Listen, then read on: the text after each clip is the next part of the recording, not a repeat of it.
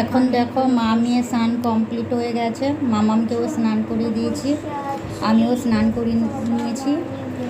আর রান্না তো কখন থেকে শেষ হয়ে গেছে, 11টা বাজছিল না তখন, তো এখন বাজে 11টা 50।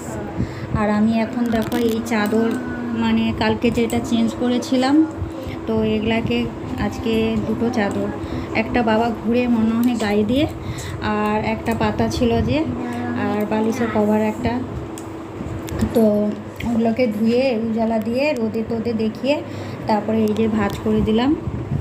আর মাম্মাম এখানে বসে আছে আমার সাথে, আমার মা মেয়ে বসে আছি, গল্প করছি, কথা বলছি। আর বাড়িটা পুরো ফাঁকা, কেউ নেই। এখন বাবা গেছে পুকুরে হয়তো খাবার দিতে, ফাঁকা একদম, কেউ নেই, ভালো লাগছে না। মা মেয়ের যে কথা, মা মেয়ের যাদের বাবার বাড়িতে যারা আসো, মা না থাকলে কত যে কষ্ট বাবার বাড়িতে আসা, সেই মেয়েদের যার মা নেই সে বোঝে। আর যাদের তো মা আছে তারা বুঝতে পারবে না বাবার বাড়িতে গেলে মাকে দরকার হয় প্রচণ্ড পরিমাণে, সব মেয়েদের বিয়ের পরে।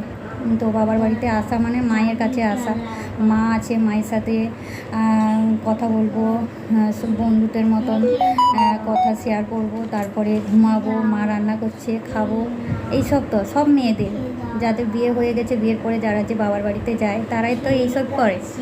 আর আমার দেখো কম বয়সে আমার মা,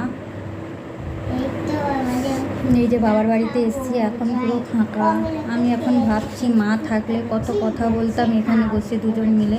আমার মা মেয়ে যেরকম কথা বলছি, বসে আছি, ও কি কথা এখন বোঝে যে বলবো?